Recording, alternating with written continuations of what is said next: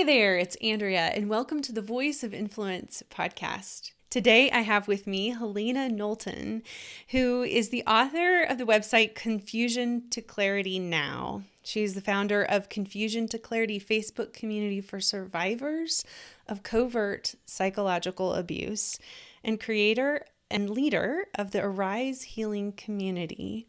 Helena, it is so lovely to have you here on the Voice of Influence podcast. Thank you, Andrea. I'm really happy to be here. Could you tell us a little bit more about your communities and what the kind of healing work and helping work that you're doing? Sure. I have a website that's very information-based to help women start recognizing abuse and start learning different steps that they can take. Because psychological abuse can be very, very, very hard to identify right off the bat. And then there's my Facebook community is huge. It's thriving. The women are so supportive and loving with one another to help each other really get a lot of clarity, so they can see what's going on in their life and start making decisions for themselves. And then I also have my Arise Healing community, which is a trauma-informed healing based community for women who either are still in the abuse and can't get out yet, or are not sure if they are ready to leave, but they want to start working on how the trauma of the abuse has affected them. And for women who are free from the abuse and are ready to do some really deep healing from the trauma. So much important work that you're doing. What led you to the point where you started these groups and this work? Well, I was very severely abused as a child myself, and pretty unstable for most of my life. And then I married a covert abuser, which I'll get into in a little bit, psychological abuser. And I spent 10 years of that 26-year relationship sick in bed with chronic fatigue and fibromyalgia and chemical sensitivities. I did get better from that. And then we got involved in a Christian cult.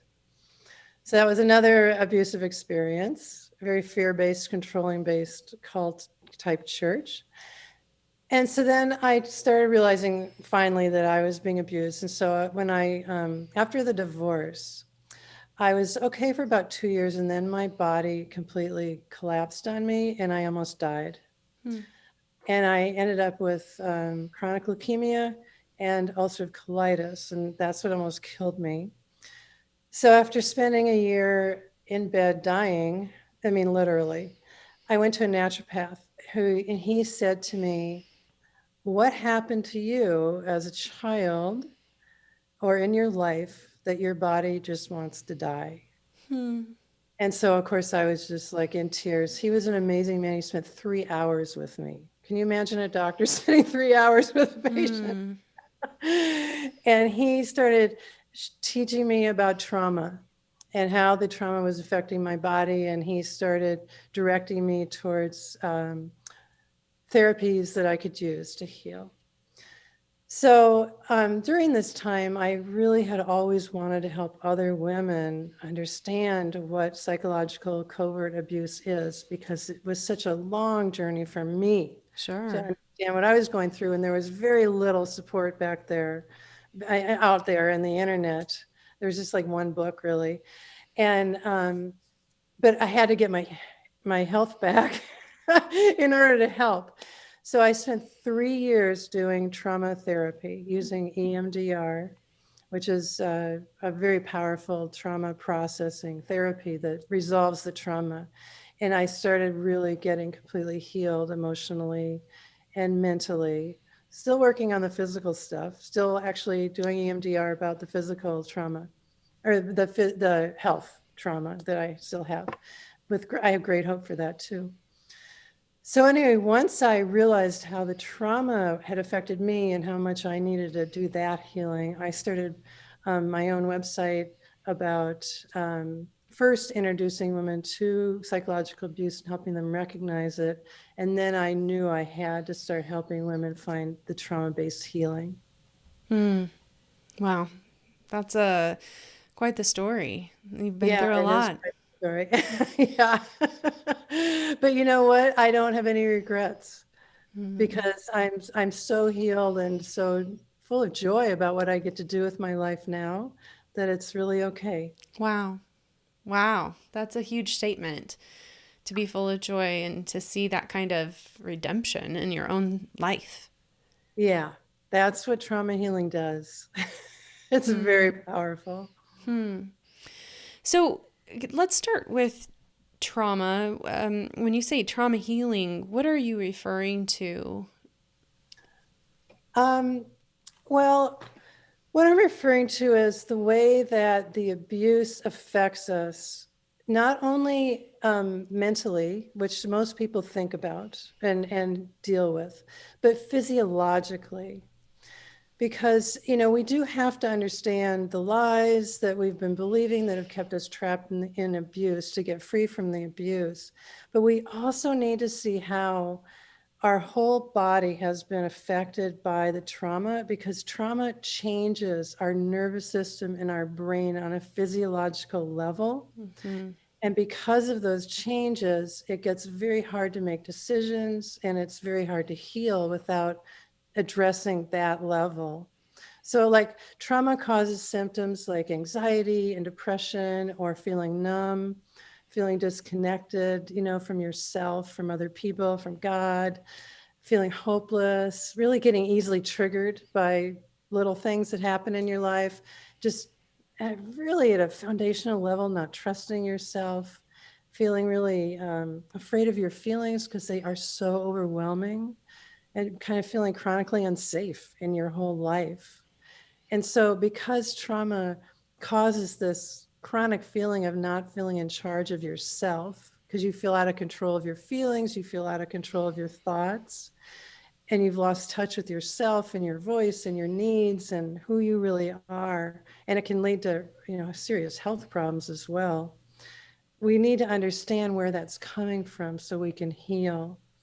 And we need to know that these symptoms are being caused by our body and our brain that's been dysregulated by the trauma. And see, what happens is trauma causes our nervous system to get stuck in fight, flight, freeze, or fawn. Now, these were originally designed, physiologically as to survive a one-time scary thing, like, you almost get hit by a car, right? So, but what happens is when you're being abused consistently over a long period of time, that survival mechanism gets stuck on and you can't turn it off. And so you feel like you're on this runaway train with it physiologically, where you're always anxious or you're always numb or you're switching between the two, or, you just are not really just calm and centered and truly yourself. And so trauma leaves us feeling like we aren't in control of our emotions, our thoughts, or our responses to everyday life. It's like our nervous system has become this TSA agent, and every circumstance and every person is a potential terrorist. And, that's a horrible way to live. Oh, it's so true, though. Yeah. And so also, trauma affects our thinking brain, because our brain gets dysregulated. And when you start understanding that, you can start saying, oh, it's not me. This isn't a character flaw. This isn't a sin. This isn't a weakness. This is actually a physiological event that's going on in my body. Because our thinking brain, the decision-making part of our brain gets very underactive as a result of trauma and the effects on our nervous system. And the emotional regulation part of our brain and the alarm system are the emotional regulation isn't working, the alarm system is on high. So we respond to everyday life in ways that are not the way we want to be. And also the filtering system in our brain isn't functioning, so we can't really start distinguishing what's relevant, what's not.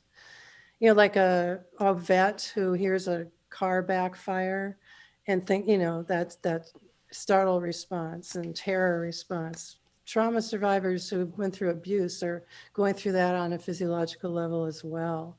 So it makes us very hard to engage in the present.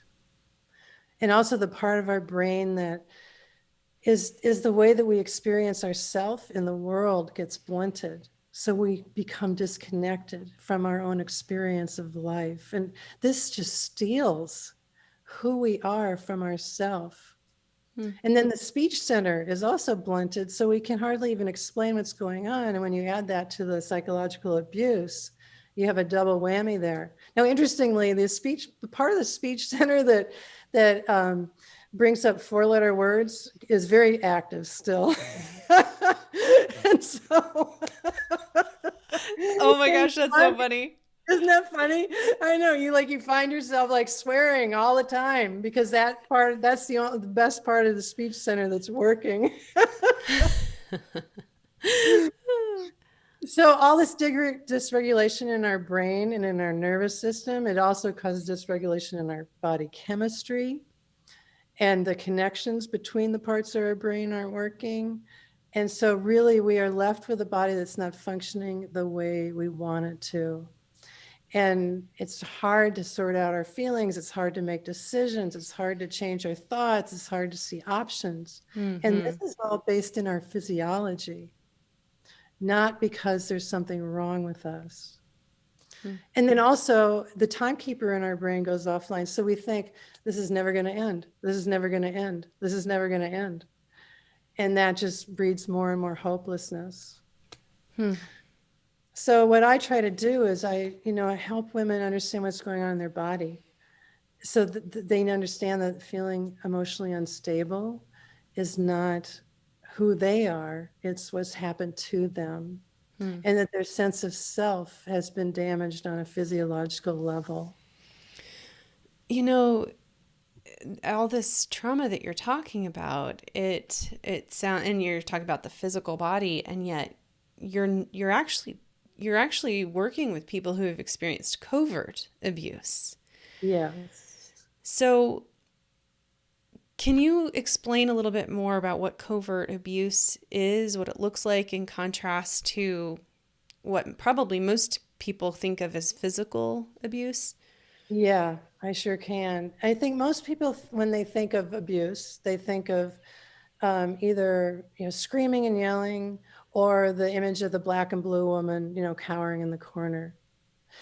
Well, abuse is a much broader event than that. That's overt abuse. But the women I work with are being both abused with covert tactics, or being abused being abused by a covert abuser. So I'll talk about the tactics, and then I'll talk about what a covert abuser is. So the tactics are the psychological tactics, the gaslighting, where they deny that they've done something. They move your keys so you think you're going crazy. They're always changing reality, so you are doubting what you're experiencing. There's the secret mind games, there's brainwashing, and this is all to manipulate our mind and emotions so we lose reality and our sense of self.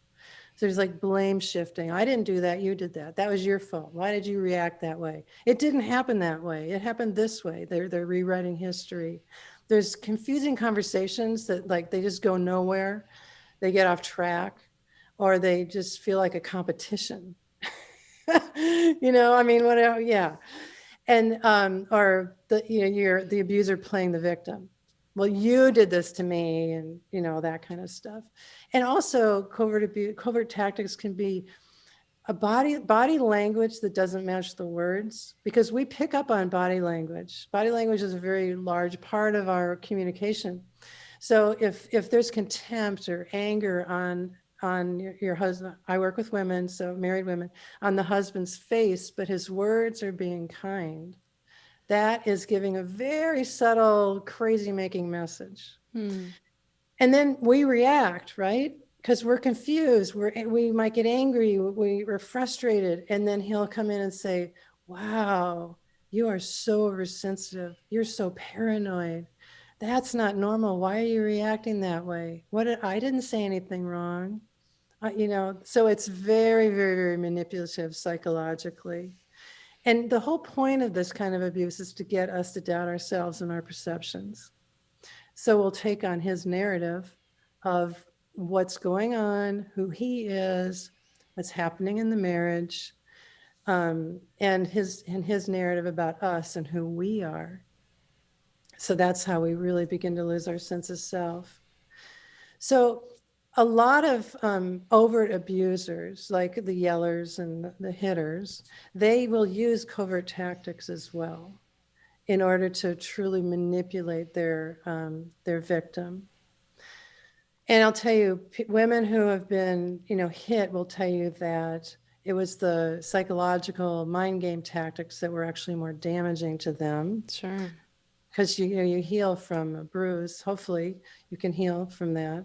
But the mind games just erode who you are so deeply.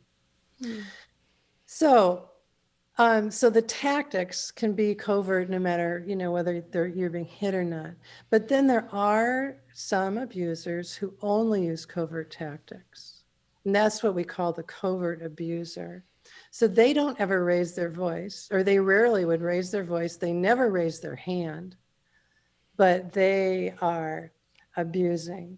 And they're cloaking these tactics, these mind games, in concern and love and charm and praise and fake empathy and appearing like they're being trustworthy, and they smile and they pretend to be like your biggest supporter. And these are the very subtle, dangerous, insidious psychological abusers. And, with them, the tactics are so under the radar and so subtle, but they're so directed really specifically at our own insecurities and our own perceived weaknesses, that they really, it's like, a mole going way underground to just destroy us.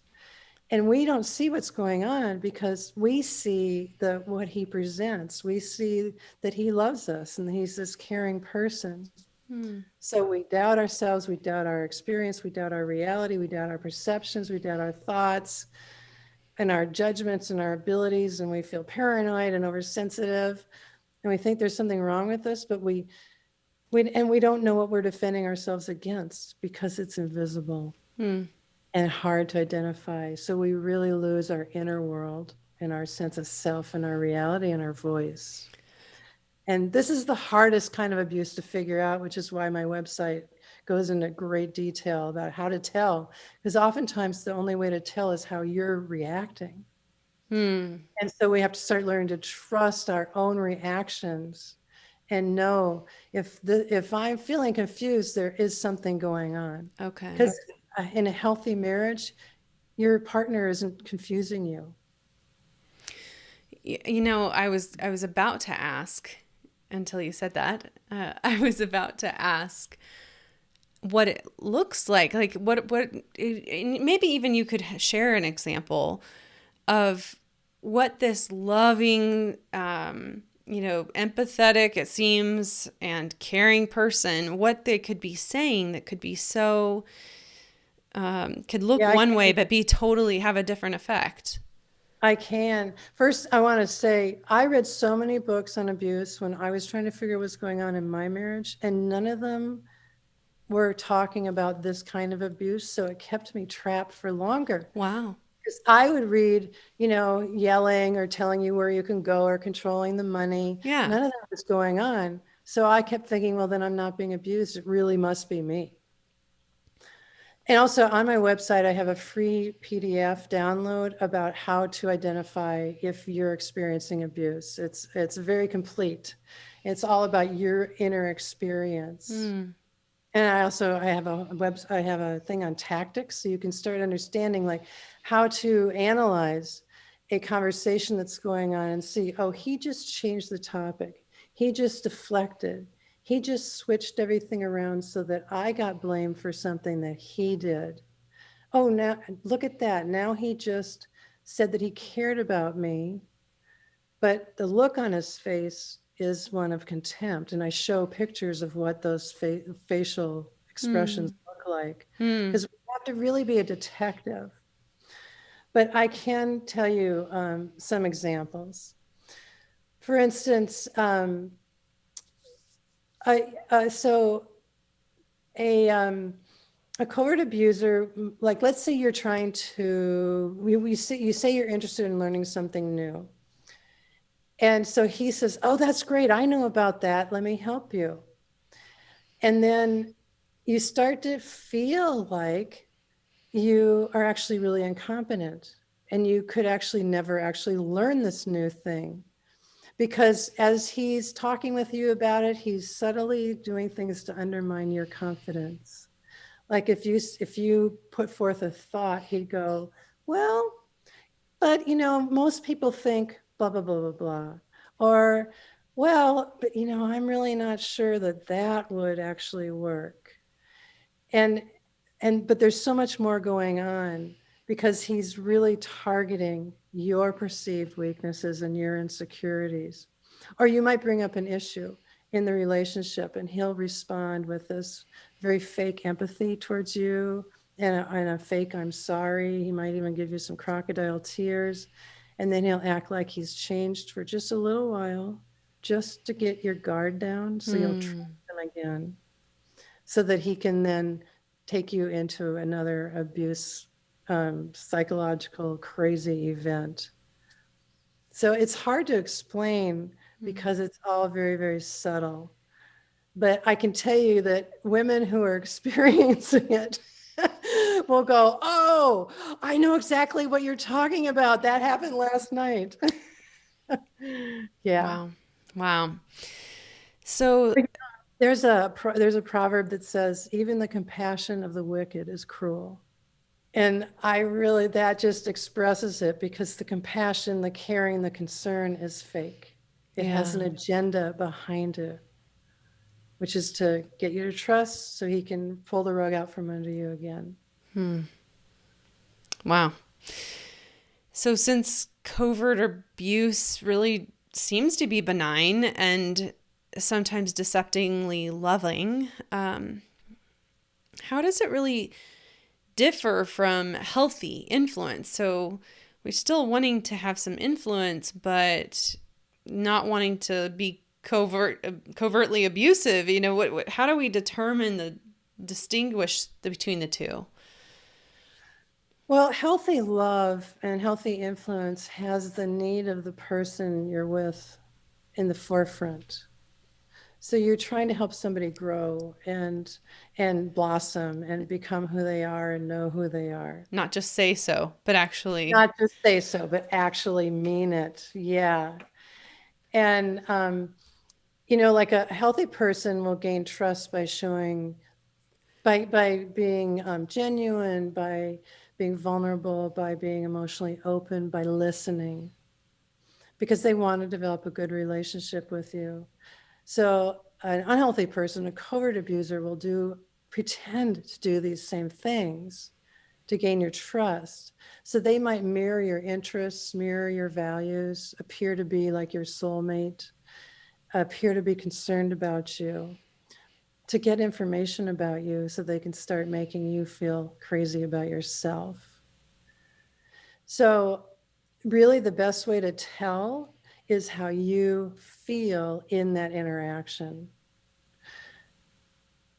There's other signs and they're all in the guide that I have, but if you start to feel a little bit odd, a little bit off, a little bit doubting yourself, a little bit confused, then you're in an interaction where somebody is actually using you rather than really putting your needs and your interests on the table as what's mattering. you know, I would think that it would be really difficult to trust that sense of what's going on inside of me, my inner voice, if you will, when that's being questioned all the time.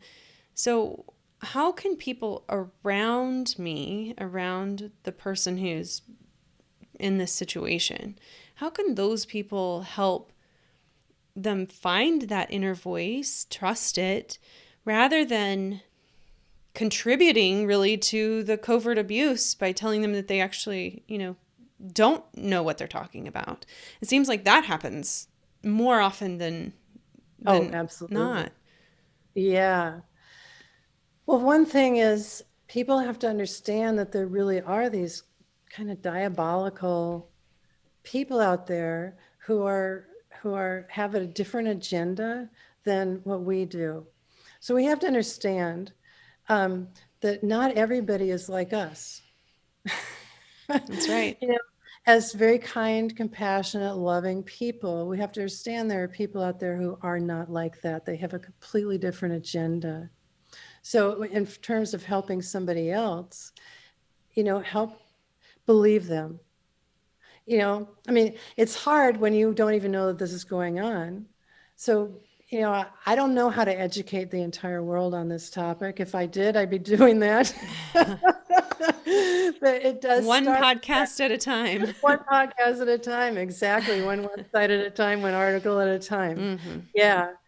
And I won't even get into all what we need to do in the church to stop the church from re-abusing women and silencing women, because that goes on every single day, all day long.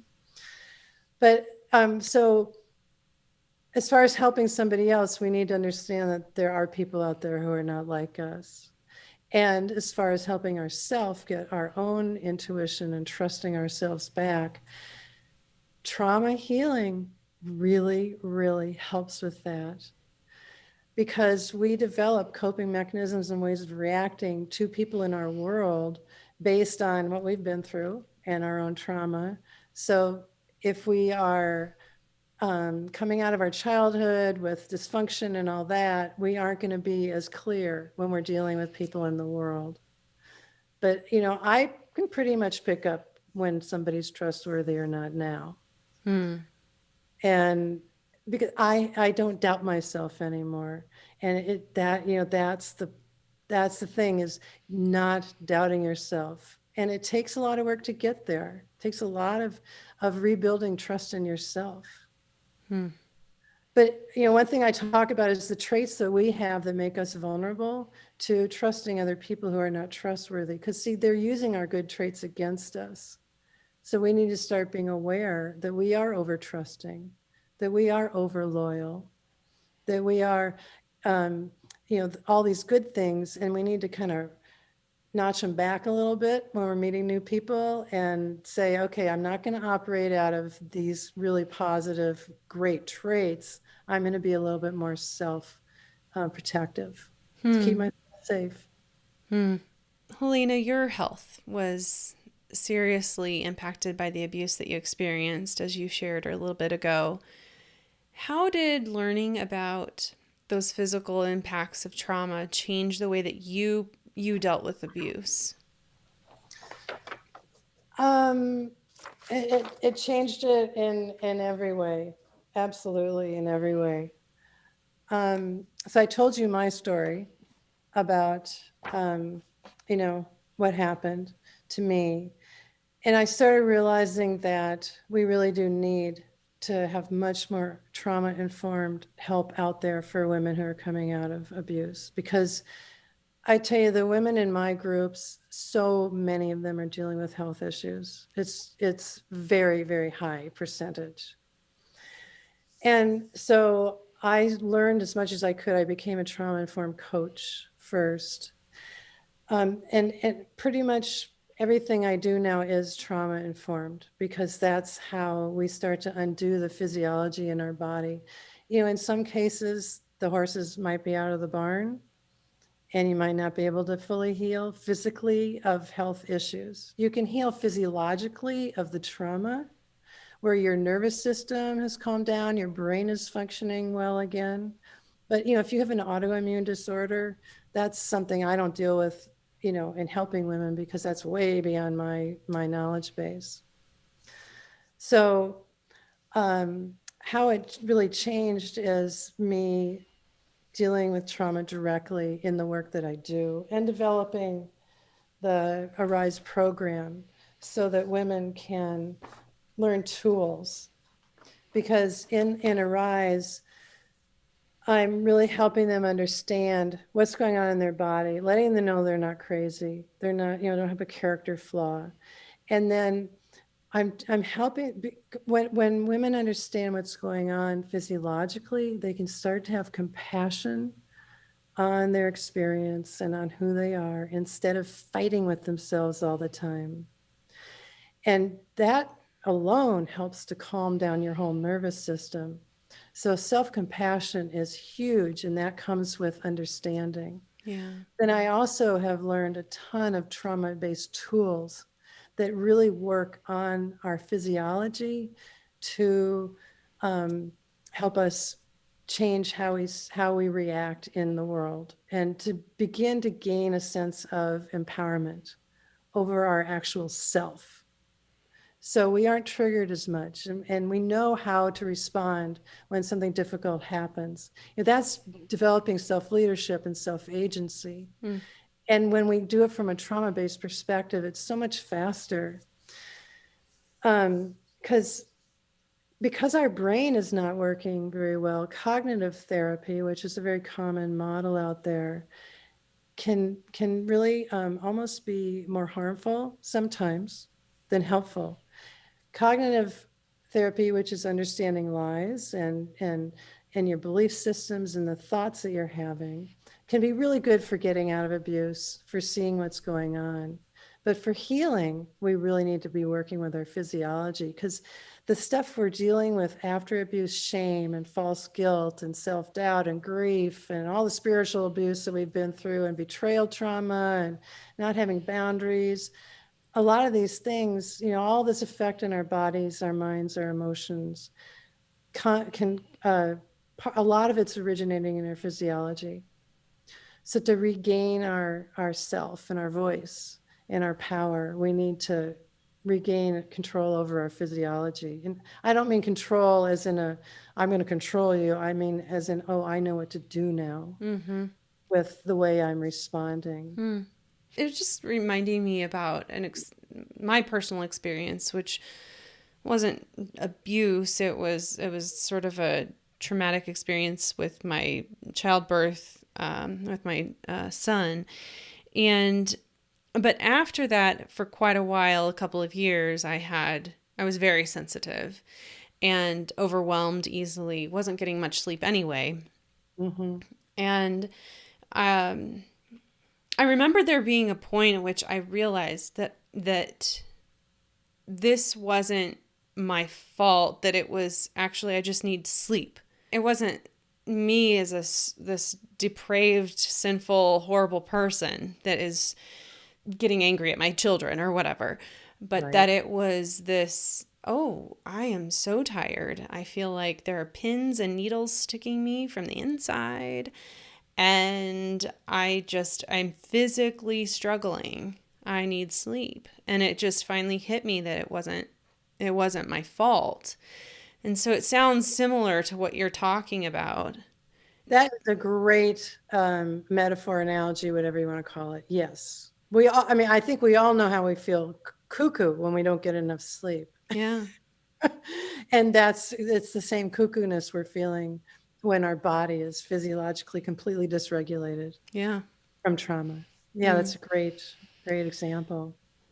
And I think finding my voice again had a lot to do with the physical healing, just the physical getting more sleep, but then also getting, just taking care of myself and in so many different ways. And so I guess I feel like I can relate to what you're talking about, even though it wasn't covert abuse or something like that, Right. but it was still trauma of its Yes. own kind or whatever. Another thing about trauma work is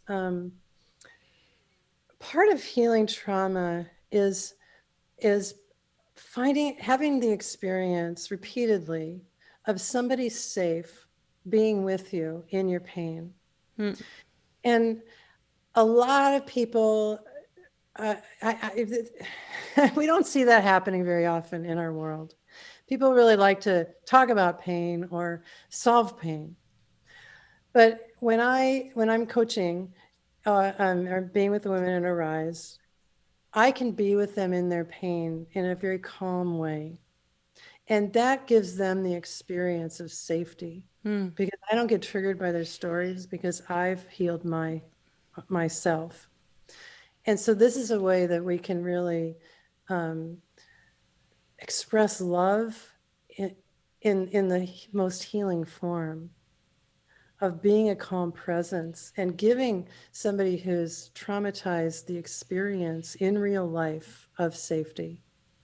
And that actually starts to help their nervous system calm down. It would be like you getting an amazing 8 hours of sleep. Well, I also had to had that experience as well, though, to be able to process what I had been through and what I had experienced, because I was having weird like symptoms after like leaving the hospital and things. There were those moments that I would just want to crumple up into a little ball and not talk to anybody and just protect myself. And Yes. and so there was still that moment where I had to be with somebody else who, like you said, wasn't threatened by it, wasn't triggered by it, but could just listen, because I couldn't handle having any of my stuff affect somebody else.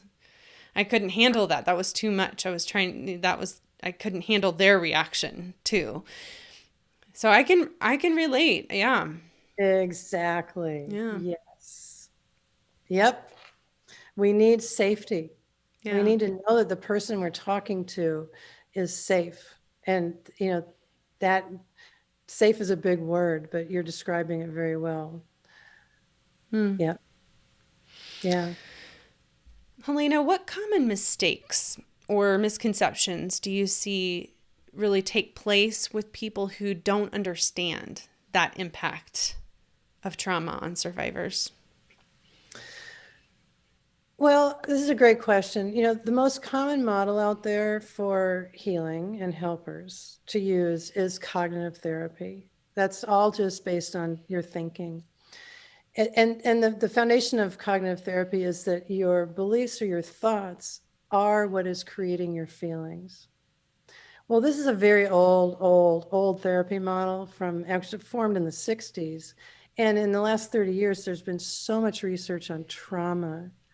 And that research has shown with brain scans and all sorts of other scientific, methodology that is not the whole picture. Many of our, if not most of our really distressing feelings are originating in our traumatized nervous system and brain.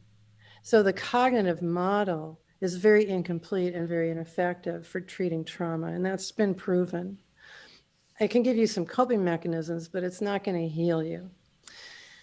So, when women are being told that their thoughts and their beliefs are causing their feelings, they're not being given what they need to heal.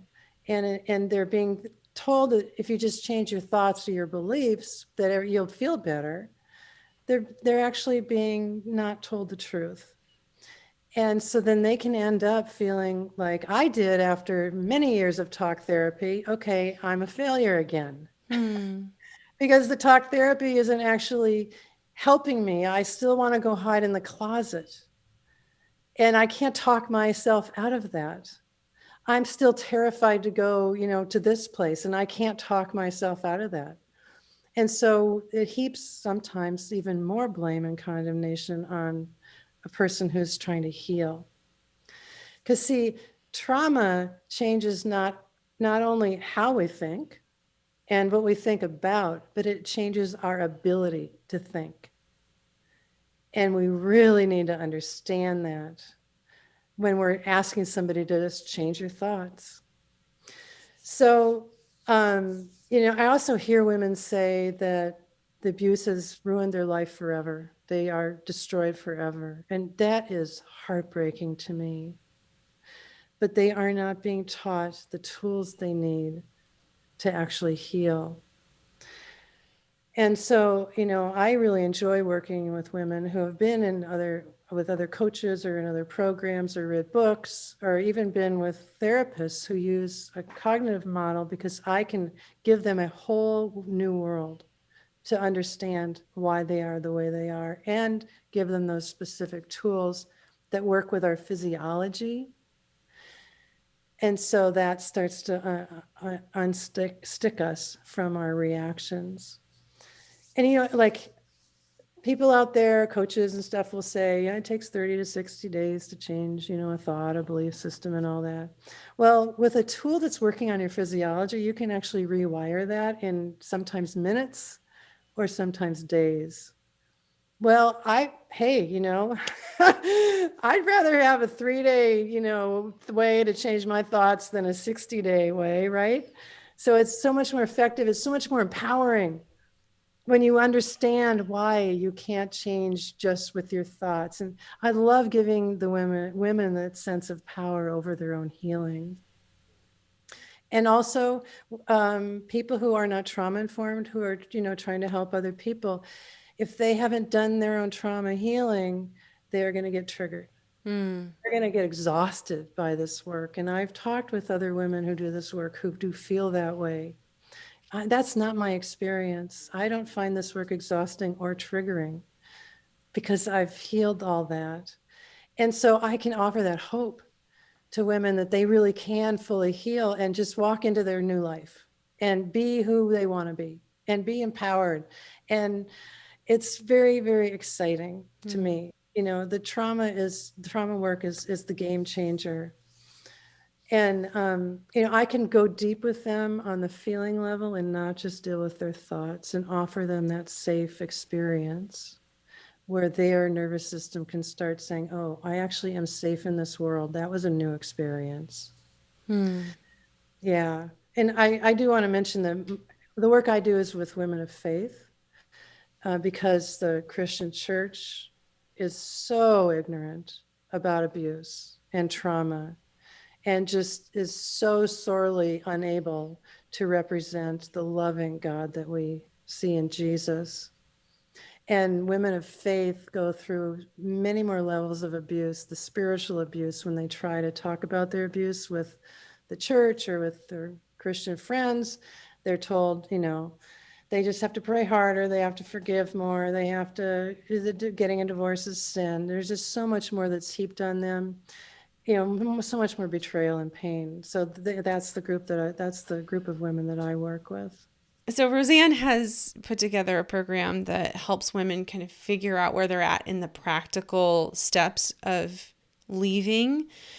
And I'm curious, how does something like that, how does a guide like that, how can that help a woman who has been experiencing covert abuse like this? I think the Lifeline program is wonderful. It really offers such a wonderful hand-holding, guided experience of going through the process of leaving. So, it can help a woman facing covert abuse because if she makes the choice to leave, it will give her that guide that she does need to go through and leave. Yeah, one of the things that we really care about here is this idea of helping a woman find her agency, not just a woman, but anybody feel like they're agents in their own lives. And I think that's one of the things that I appreciate about what it does is giving a person a chance to really look at what's going on and make clear decisions. Because I think, like you were talking about before, it's hard to think. It's hard when you're so confused, when you're so overwhelmed. Having a guide like that, having this additionally, your kind of addressing that physiological need and the trauma and all of that. I mean, these are such wonderful resources, what you guys have created. And I really hope that women women who need them will find them and be able to utilize them. Yeah, it's all about getting your self-leadership and self-agency back. Yeah, absolutely. That's what women need because that's exactly what's been stolen from them through the abuse. Helena, where can people find you and your communities and information that you've shared with us today? My website is at confusiontoclaritynow.com.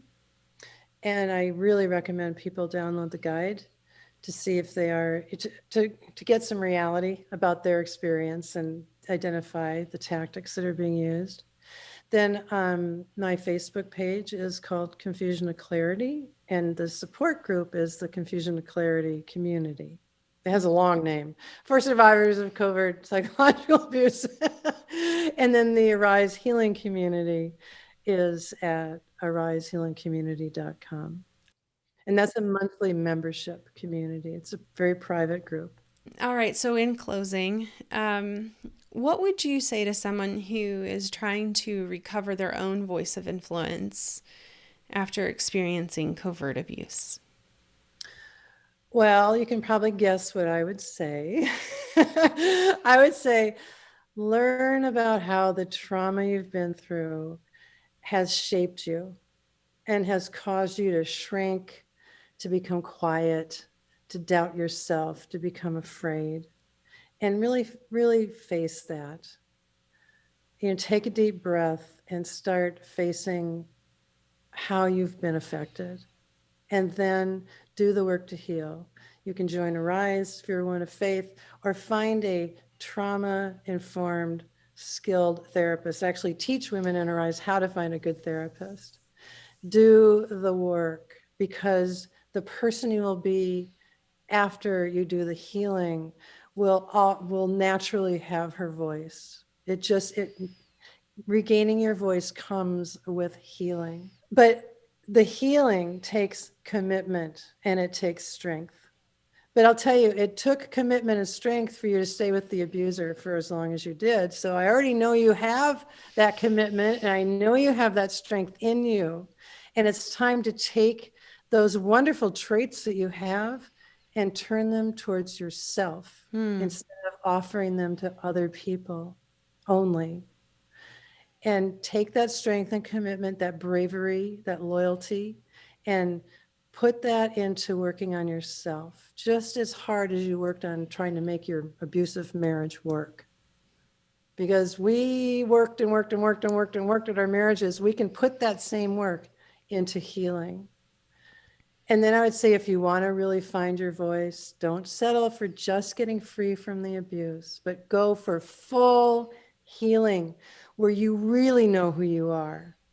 And you can be excited to get up every day, because your power comes from knowing who you are and knowing you have a place here in life that is safe and good for you. And then as you begin to, when you're coming from a place of healing, you'll be able to navigate all the sexism, all the garbage that's coming at you as a survivor and as a female. You'll be able to navigate and these people who want you to just be quiet, who want to just shove this whole epidemic of abuse of women under the rug. And you'll be so solid in yourself and in what you know to be true. And you'll be able to walk through the world knowing that you're your own hero. And so you'll be able to handle all the garbage that you run into when you express yourself and when you use your voice and people want you to be quiet without getting triggered by that. And then you get to just grow into this strong, beautiful, loving woman that God created you to be. And you'll find your purpose, you'll find your voice, and you'll find joy again, because that's totally possible. Thank you so much, Helena. Thank you for the work that you're doing and for being a voice of influence for our listeners today. I appreciate it. Thank you, Andrea. It was very nice to be here and get to know you.